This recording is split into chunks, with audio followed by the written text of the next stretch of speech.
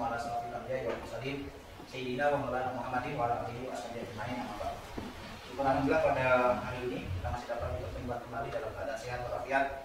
Tentunya serangkaian dengan tujuan kita sama-sama hadir bahasanya adalah untuk tolak ilmu atau menuntut ilmu. Mudah-mudahan ini menjadi wasilah kita untuk menuju surganya Allah Subhanahu wa taala.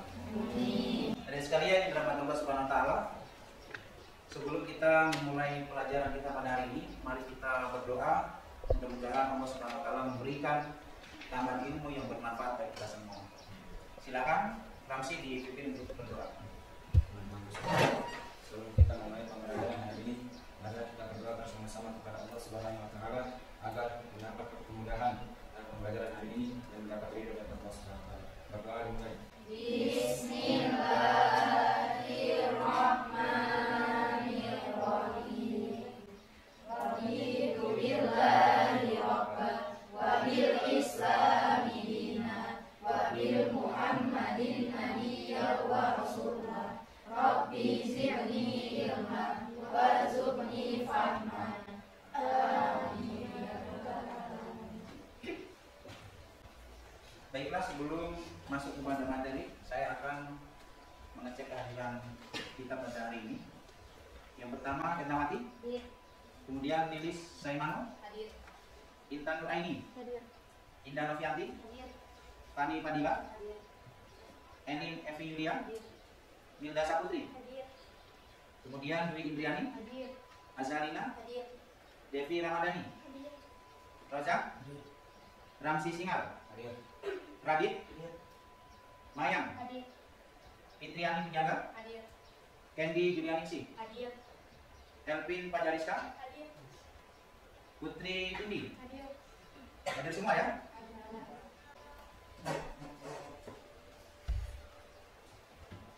Baiklah sekalian, sebelum kita masuk materi, masih ada yang ingat dengan materi kita pada pertemuan sebelumnya?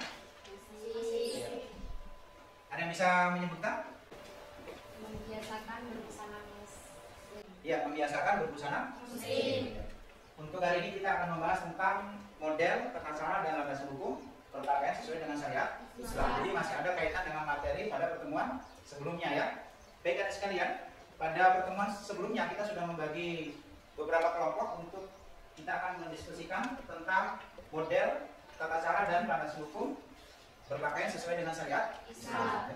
Jadi pada hari ini kita akan mempresentasikan masing-masing kelompok untuk menyampaikan hasil diskusinya ataupun paparannya, dan nanti setiap kelompok akan memberikan tanggapan dari apa yang disampaikan. Jadi kami persilakan untuk kelompok satu untuk bisa menyampaikan ataupun memaparkan hasil diskusinya dengan teman-teman. Disilakan untuk maju ke depan.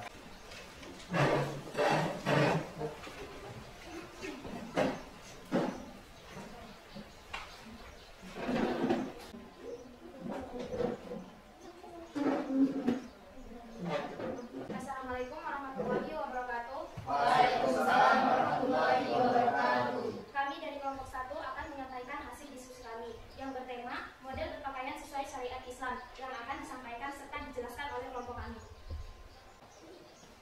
Islam tidak menentukan model pakaian tertentu bagi umatnya. Agama menyerahkan sepenuhnya pada manusia untuk berkreasi dalam berpakaian asalkan. Meskipun Islam tidak menjelaskan secara detail model pakaian Islami, tetapi Islam menjelaskan aturan umum dan etika pakaian yang mesti dipahami dan diamalkan. Islam pada prinsipnya tidak mengadvokasikan suatu model pakaian tertentu, tetapi Islam memiliki aturan umum berpakaian. Aturan umum ini diistilahkan oleh Kiai Haji Al-Mustafa Yakub dengan istilah paten. Yang pertama adalah tutup aurat. Untuk aurat merupakan prinsip utama yang menjadi dasar agar pakaian tersebut dapat dikatakan sesuai dengan hukum Islam, seperti telah menghukum bahwa aurat laki-laki adalah antara pusat sampai lutut dan aurat perempuan adalah seluruh badan kecuali dua telapak tangan dan wajah.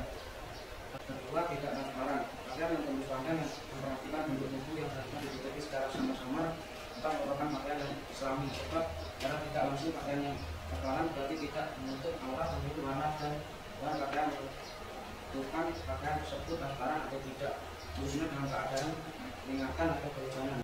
Dan ketiga, tidak ketat. Pakaian yang digunakan oleh umat Islam mesti longgar dan tidak ketat. Pakaian yang baik ialah pakaian yang tidak memperlihatkan bentukan tubuh supaya orang yang melihat tidak terpancing untuk melakukan perbuatan negatif. Yang keempat, tidak menyerupai lawan jenis.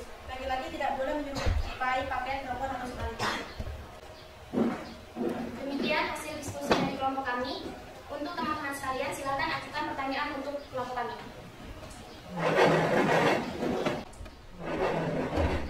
Assalamualaikum warahmatullahi wabarakatuh. Waalaikumsalam warahmatullahi wabarakatuh. Saya akan menanggapi hasil diskusi dari kelompok 1. Seperti apa model pakaian yang Gamis menggunakan rok panjang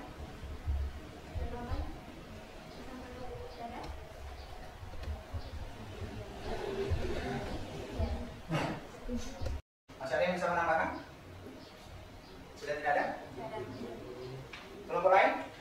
Ada yang menanggapi?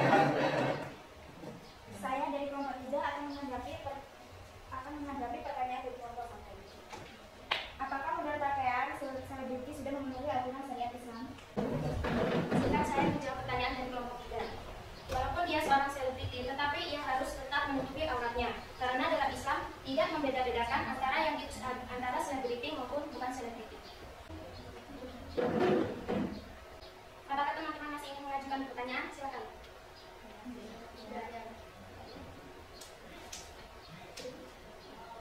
Demikian hasil diskusi kami. Jika ada kesalahan dari tutur kata dan sikap, mohon dimaafkan. Saya akhiri. Wabillahi taufiq walhidayah. Wassalamualaikum warahmatullahi wabarakatuh.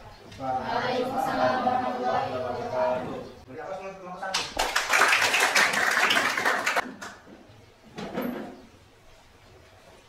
Baik, bersiap-siap kelompok 2 ya. Silakan untuk depan.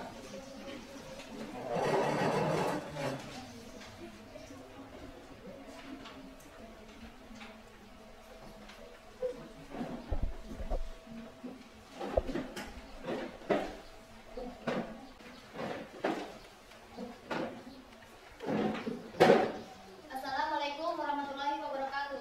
Waalaikumsalam warahmatullahi wabarakatuh. Izinkan kami dari kelompok 2 ingin memaparkan materi cara berpakaian menurut Islam yang akan disampaikan dari kelompok kami. Cara berpakaian menurut Islam bagi wanita: memakai jilbab yang menutup dada, menutup seluruh tubuh kecuali muka dan telapak tangan. 3. Tidak tembus pandang, 4. Tidak ketat sehingga menutup seluruh tubuh, 5. Tidak berlebihan, 6. Berpakaian tidak menyerupai laki-laki. Cara berpakaian menurut Islam bagi pria: menutup lutut sampai pusar, lebih baik jika berpakaian rapi.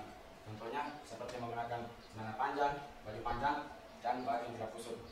Yang kedua, berpakaian tidak menyerupai wanita. Contohnya seperti laki-laki tidak menggunakan rok atau menggunakan jilbab. Assalamualaikum Islam yang akan disampaikan kami, dipersilakan.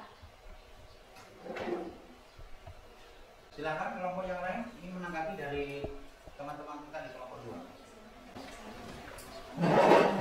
Assalamualaikum warahmatullahi wabarakatuh. Waalaikumsalam warahmatullahi wabarakatuh. Saya dari kelompok 3 akan menanggapi hasil diskusi dari kelompok 2 tentang menutup seluruh tubuh kecuali muka dan telapak tangan. Pertanyaannya, bagaimana hukum wanita yang berwudu di luar ruangan? Akan menjawab pertanyaan dari kelompok 3. Seharusnya seorang muslimah jika wudhu harus di tempat yang tertutup. Jika tidak memungkinkan di tempat yang tertutup, maka harus menjauh dari laki-laki. Ya, masih ada kelompok lain mungkin ada yang menanggapi. Dari kelompok 2 silakan. Tidak ada? Tidak ada. Ya, kalau tidak ada silakan diberikan kesimpulan atau ditutup dari kelompok 2 ya. Silakan. Demikian dari kami. Assalamualaikum warahmatullahi wabarakatuh. Waalaikumsalam warahmatullahi wabarakatuh. Beri aplaus untuk kelompok 2.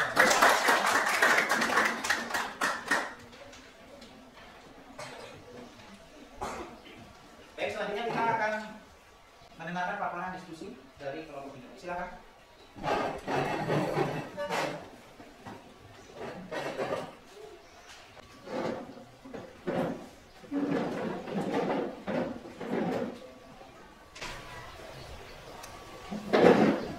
Assalamualaikum warahmatullahi wabarakatuh. Waalaikumsalam warahmatullahi wabarakatuh. Izinkan kami dari kelompok 3 akan memaparkan hasil diskusi kelompok kami tentang landasan hukum berpakaian sesuai syariat Islam yang akan disampaikan oleh teman-teman saya. Kepadanya disilakan. Landasan hukum berpakaian sesuai syariat Islam. Yang pertama adalah Quran surat Al-Ahzab ayat 59. Bismillahirrahmanirrahim.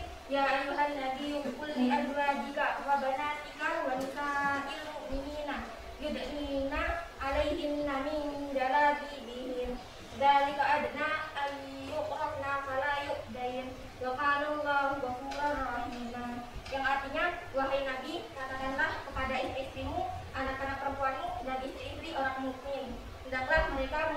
jilbabnya ke seluruh tubuh mereka. Yang demikian itu supaya mereka lebih mudah untuk dikenal. Karena itu mereka tidak diganggu. Dan Allah adalah Maha Pengampun lagi Maha Penyayang. Quran Surat Al-Ahzab ayat 59.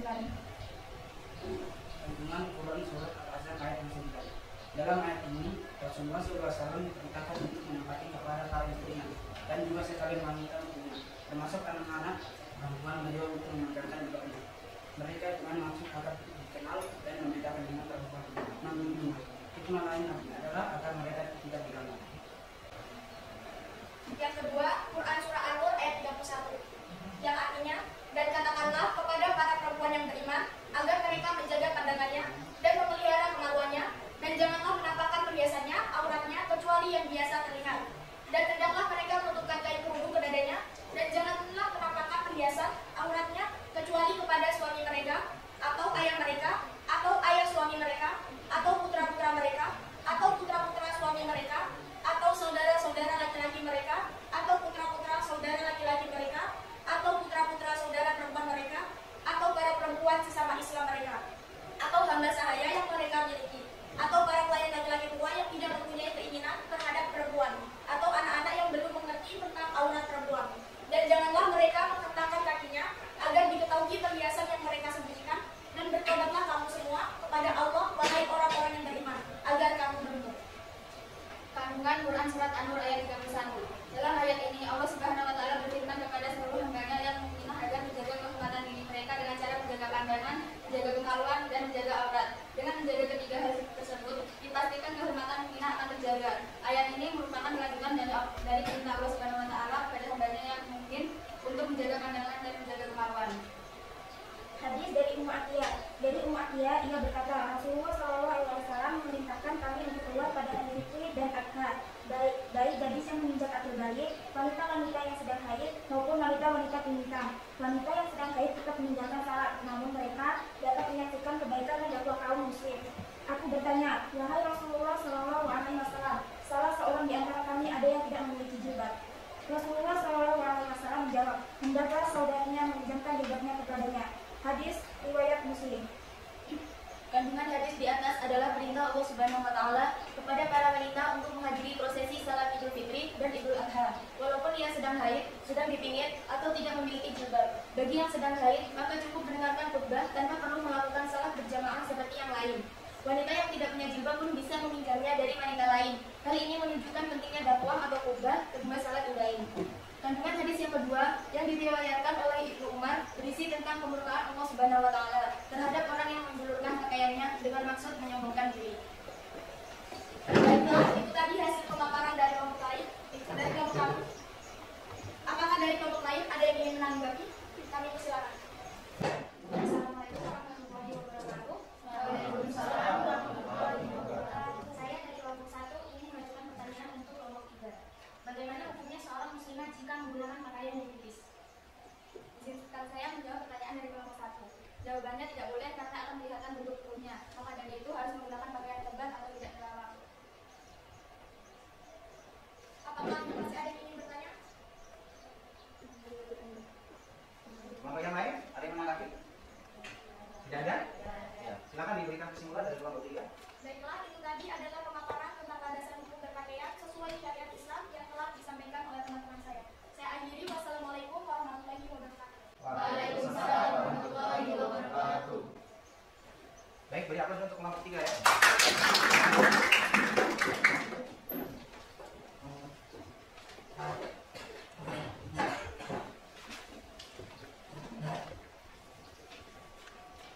Baik, terima kasih kelompok 1, 2, dan 3 sudah memberikan pemaparan pada hari ini hasil diskusi kalian tentang model, tata cara, dan landasan hukum berpakaian sesuai dengan syariat Islam. Intinya adalah bahwa di dalam Islam kita harus menggunakan pakaian yang sesuai dengan syariat Islam dan jangan sampai menyalahi aturan yang sudah ditetapkan oleh Allah Subhanahu wa taala dan Nabi Muhammad SAW.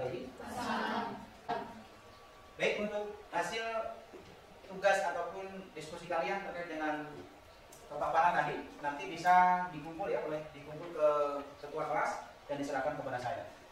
Demikian hasil pemaparan kita pada hari ini. Mudah-mudahan Allah Subhanahu wa taala selalu memberikan kesehatan kepada kita semua dan insya Allah kita akan bertemu pada materi yang akan datang tentang tujuan dan manfaat berpakaian sesuai dengan syariat Demikian, silakan dipimpin doa untuk menutup pada kegiatan pelajaran hari ini.